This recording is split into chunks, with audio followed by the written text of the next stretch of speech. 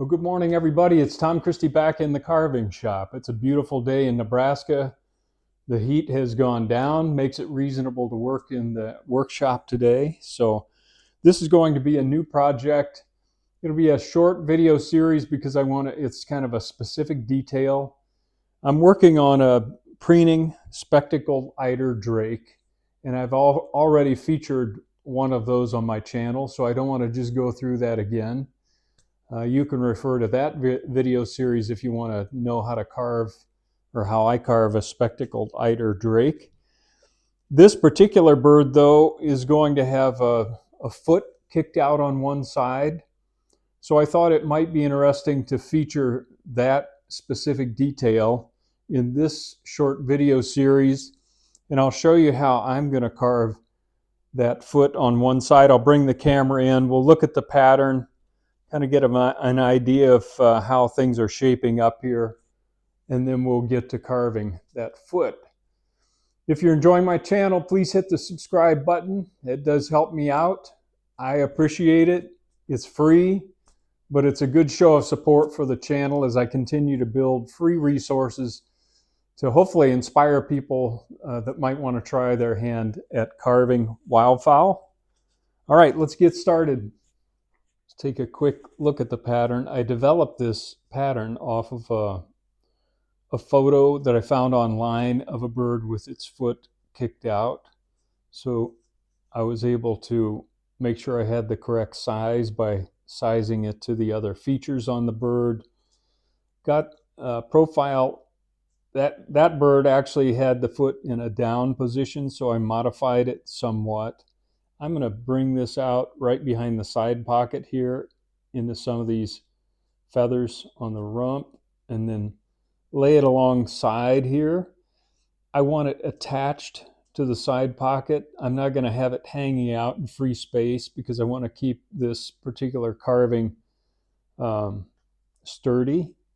So I'm going to tuck it from the top down. I've got a pattern here. I'm going to tuck it along the side of the body, have some of the foot hanging out here, but the majority of it supported on the decoy itself, and I'll bring that right down to the bottom of the decoy.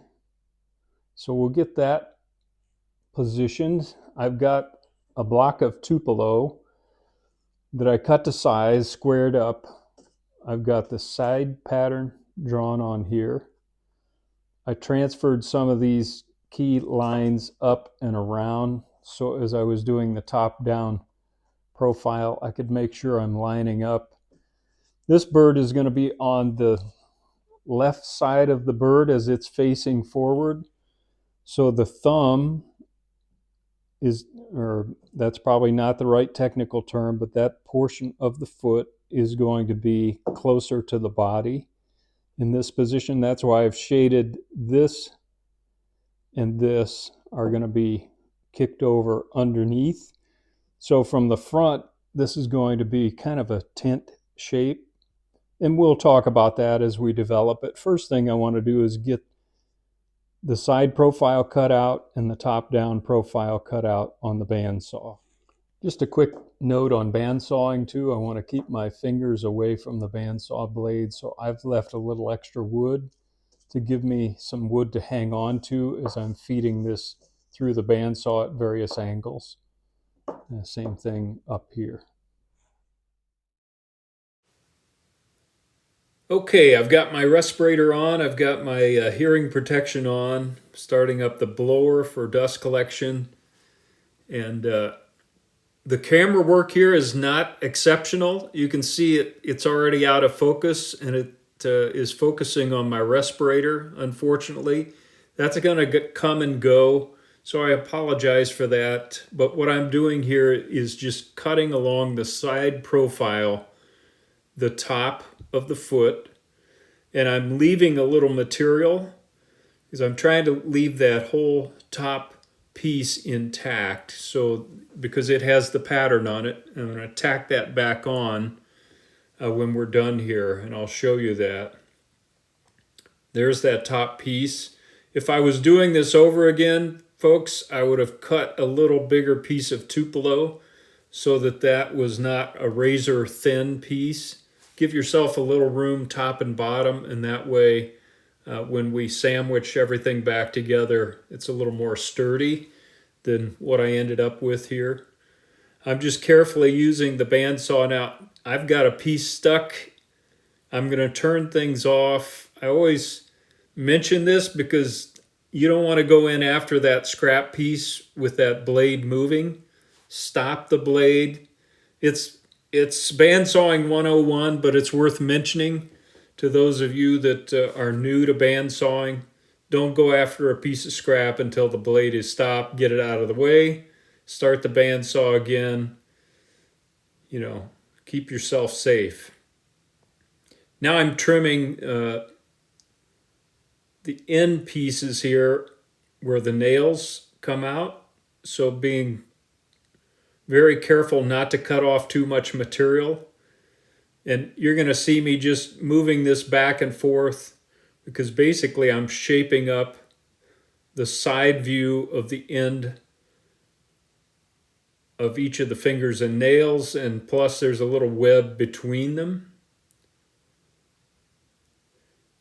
I just tapped the wood on the table there because I use the piece itself to push that piece of scrap out of the way. Again, it can't be said enough, just keep your fingers away from the blade.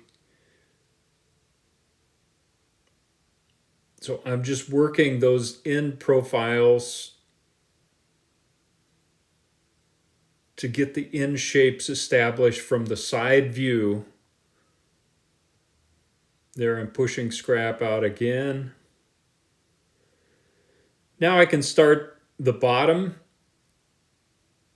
cut here, and same thing here. I want to leave this bottom piece intact as much as possible because we're going to use the scrap pieces to sandwich back together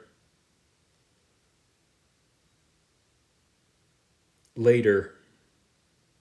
Again, I apologize for the lack of focus there. Just know that I'm just carefully moving along the bottom edge of the side profile. And now I'm just going to cut that on through so that I keep this piece intact like we talked about.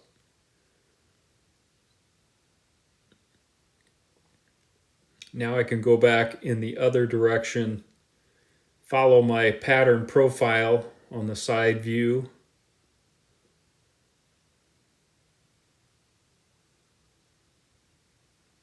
I'm leaving a little extra material up at the top there because I'm going to tuck this foot into some raised feathers on the rump. So I just want to leave myself plenty of room here.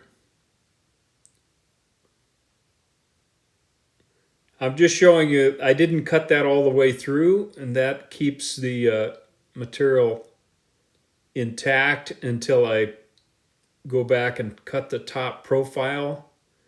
And as I cut the top profile, it'll release the back of the elbow there. I'll show you that when we get there. All right, I'm going to tack these pieces together and then we'll come back. Okay, I've got the side profile cut out. I've tacked on the top and bottom scrap pieces. They're very thin. So I've used some brads and put them in locations that I'm not going to cut into them, and yet they're still going to hold those pieces intact. All right, back to the bandsaw. I'm going to start on the end of the toes here. I called them fingers earlier, and sometimes I get my terminology wrong, I'm sure, but hopefully you get my meaning. And I'm working on, there are webs between the toes there, so I want to make sure I don't cut out too much material. There's a nice gentle curve between the toes where that web attaches to both toes.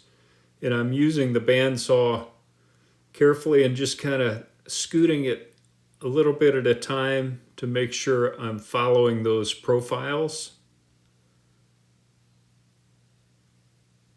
Same thing on this one. I'm going to carve a bit of a nail on the end of these toes, so I want to leave material at the end of the toe for that purpose. Okay, now I've got that cut out. Now I can do this along the side.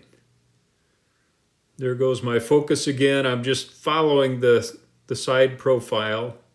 You're going to see me reposition my thumb and fingers here just to make sure I'm not anywhere close to the blade again with my thumb. Now I'll pick up this opposite side following the top-down profile.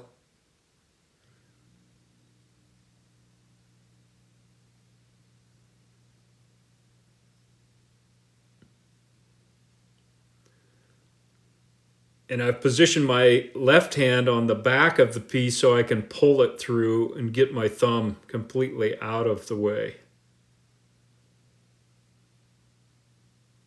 All right, I've got those pieces, get them out of the way. Now I can cut the back of the elbow here, and that'll release the back of the foot there. Just get my scrap pieces out of the way. I think I'll have to go back to the bench to get that brad out of there. I'll just use my pliers to get those out of the way. You can see there's some real funky shapes now, too many toes, and we're going to have to go back and do some carving to eliminate some of those that we don't need.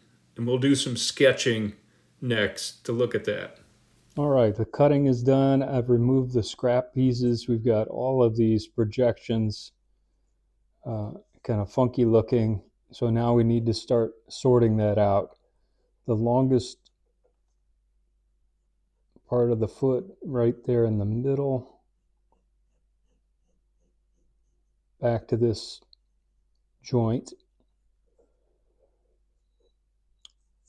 Then this is actually the toe on this side. So we'll be removing this material, and that'll start that angle down that I talked about. This is actually a projection of the toe over here, which is dropped lower.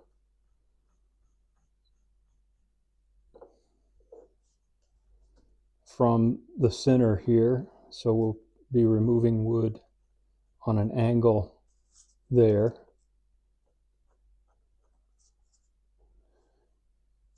And then remember, this is on the left side of the decoy as it's facing away from us. So this side, this drop toe is actually going to be on the other side closest to the body. So we're going to want to form that up over here. Take this material out.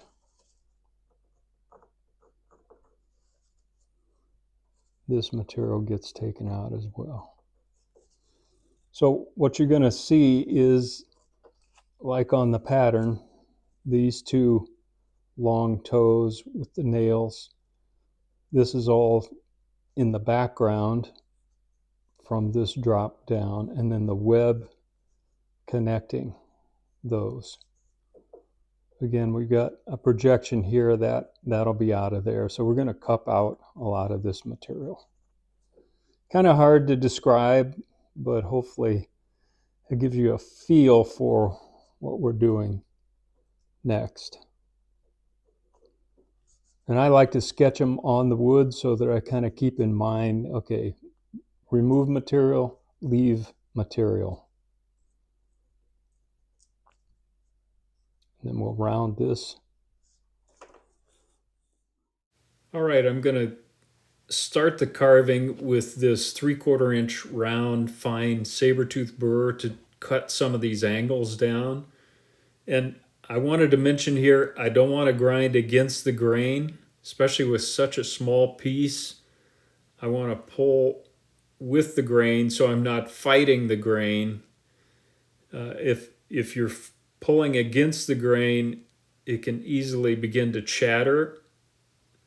And this is such a small piece, we've got to be very careful. So I just mentioned that.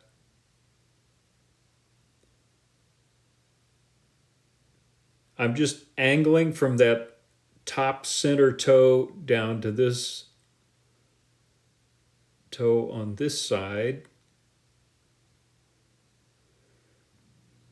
And I'm going to switch to smaller grinding equipment after I get kind of these major angles carved in. I'm going to do the same thing on this side. Leave that center toe. I'm going to leave the center line there so we maintain our pattern. You can see I got that brad in the wrong position, and I was trying not to have a hole that I have to fill. Not a big deal, but if you're doing this, you may want to pick a different position for your brad over there. Now I'm rounding that top toe.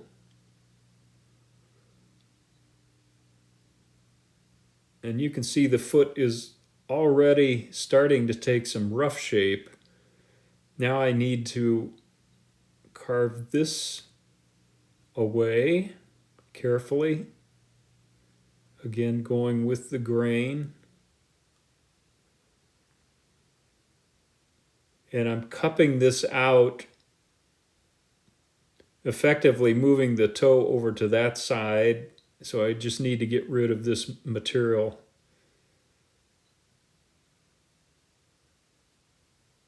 And make sure I leave material on the opposite side there where I had sketched the toe.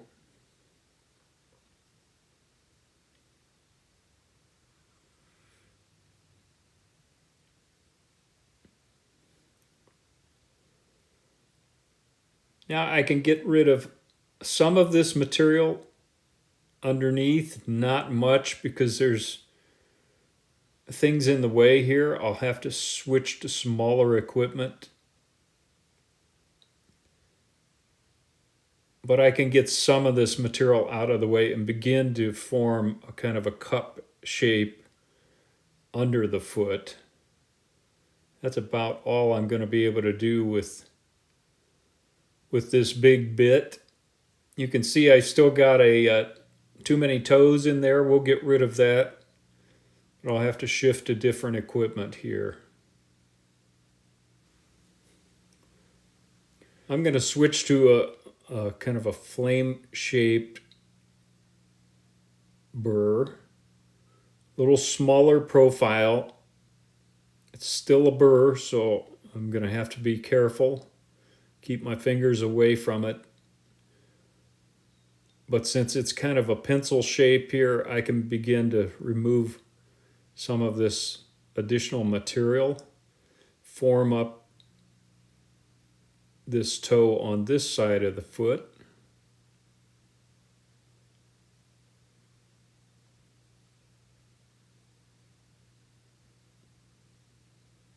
Take out some additional material here.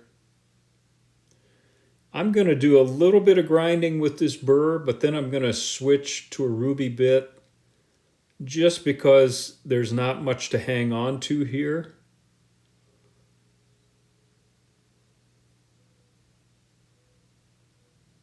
Now I'm using that burr to begin to cup things out a little bit more underneath, shape up the inside of this toe, and begin rounding the toes.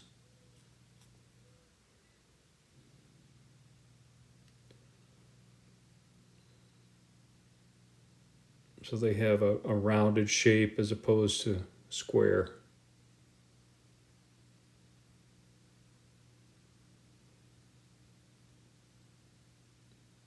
I shifted the piece around so that I'm going with the grain again here and not fighting the grain.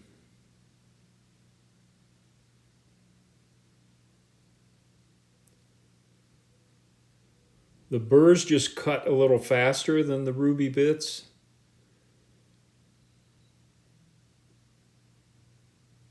But if you're not comfortable with handling a burr You can do all of this carving with a ruby bit, which is much more like sandpaper, just fine grit.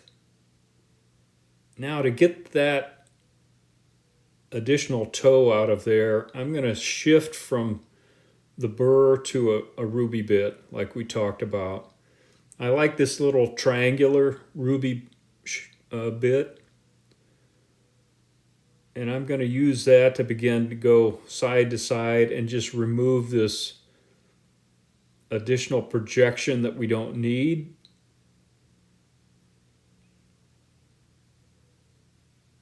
And begin digging in and cupping out this area between.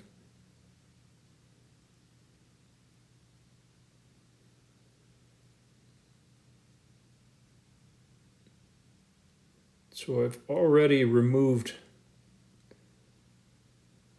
that fourth toe on the end, and now I can begin to cup these webs between the toes.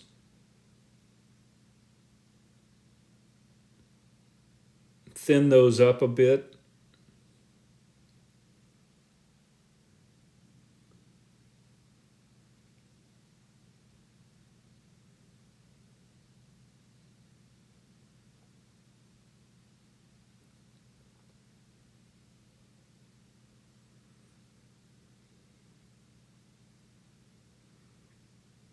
And I'm beginning to shape up the nail at the end of each of those toes.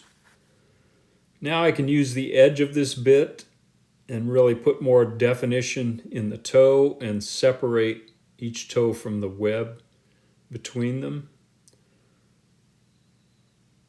So I'm kind of grinding down between to cup out that area between the toes, begin to show a little bit of shape there.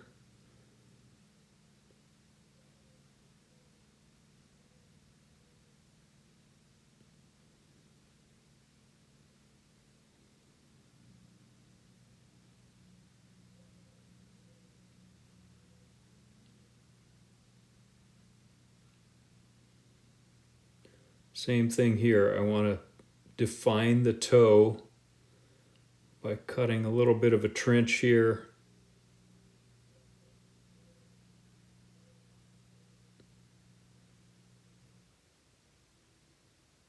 Same thing down here on the, I'm going to call it the thumb, but I don't know its technical term, that shorter toe. Taking that a little deeper, that's really going to help us put some definition between the toes and the web between them. I'm going to do a lot of the detail work in painting, but I want to have enough structure here that you can clearly see the toes separate from the web. You can see that starting to shape up. I've got a lot of work to do. Now I'm going to use this to get into this tight elbow area and get it rounded up. With these ruby bits, you don't have to worry as much about them snagging against the grain. You can pretty much take them in any direction just because they're fine grit. And they're not going to snag like a burr will.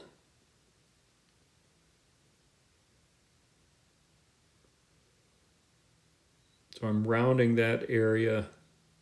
I want to end up with kind of a round profile on the leg and the elbow here.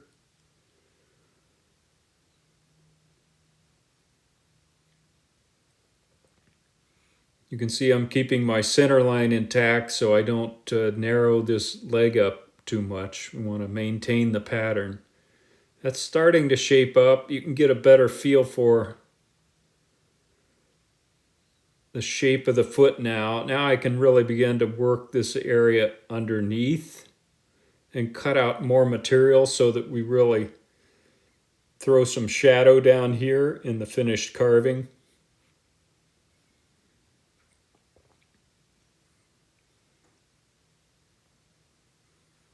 This kind of cups up here. Now I can round that toe.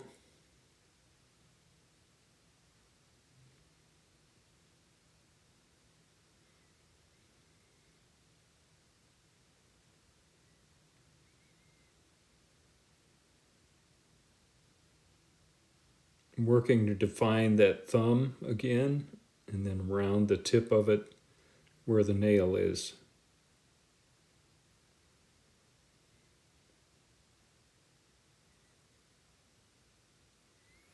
You can see I'm working this cupped out area slowly. I don't want to take out too much material here. That's starting to shape up.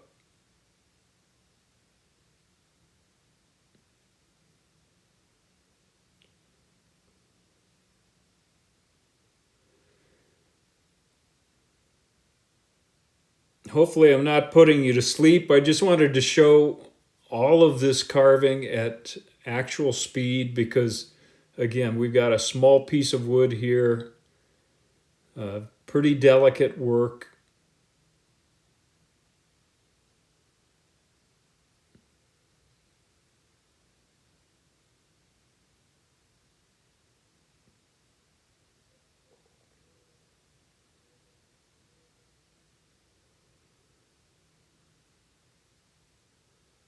And from where we started, it's starting to look like a foot.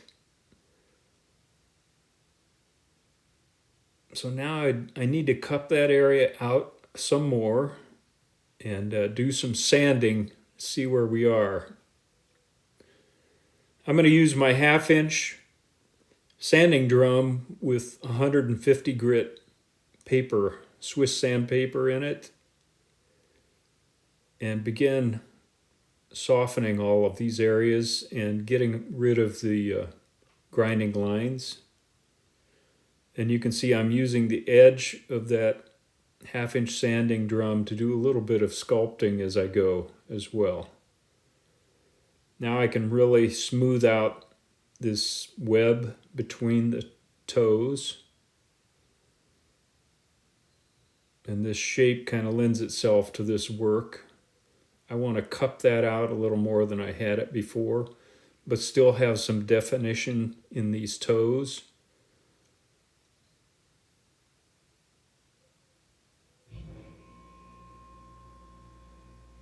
Pretty tight down here, but I can still get some shape on the shorter toe here.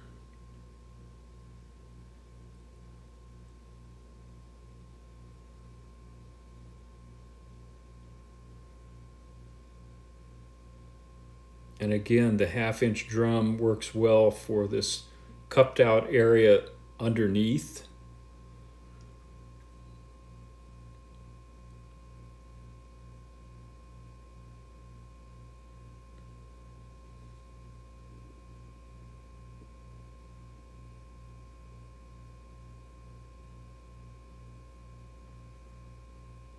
I'm using the edge again to define that toe a little bit more. I'll keep working that, get it all sanded, and then come back.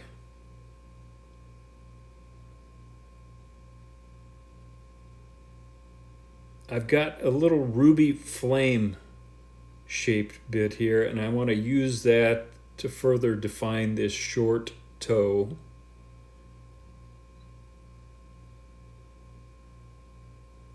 And I can use the tip of that flame bit to really get in this crevice and define this a little more than I had it before,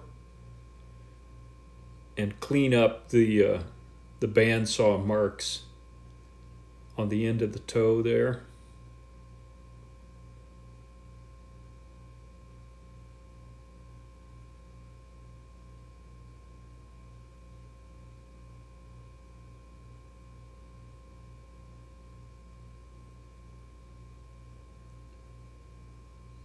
There you can see a little more definition around that. I'll work this side a little bit more, and then there'll be quite a bit of hand sanding to just finish smoothing everything out once I get it carved to the shape that I'm happy with. That's looking better. All right, let's do a little sanding.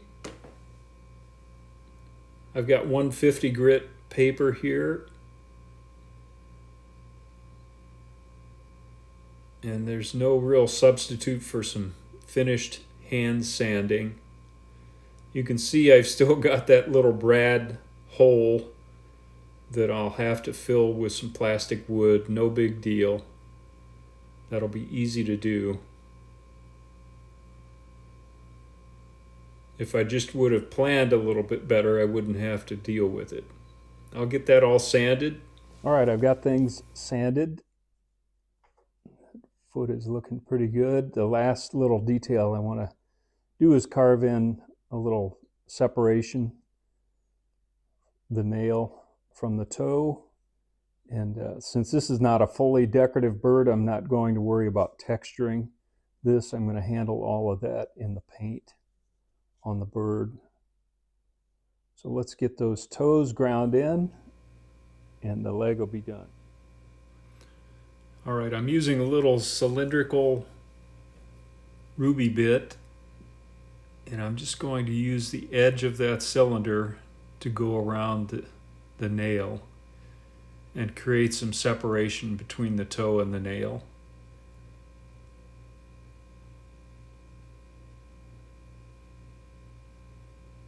And I'm going completely around the nail.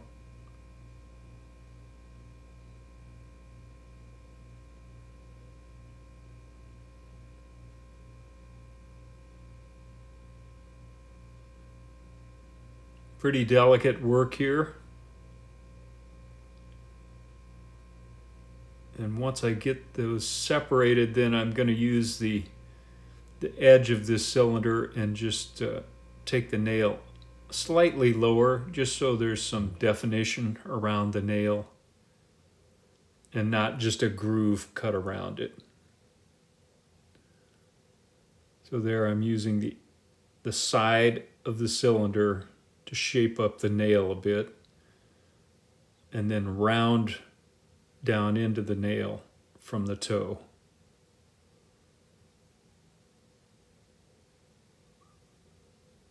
We don't need much here.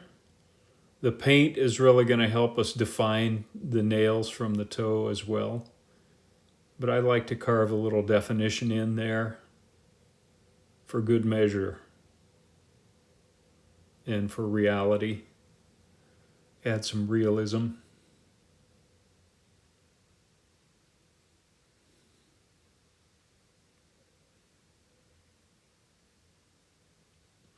I don't know if you can see that very well, but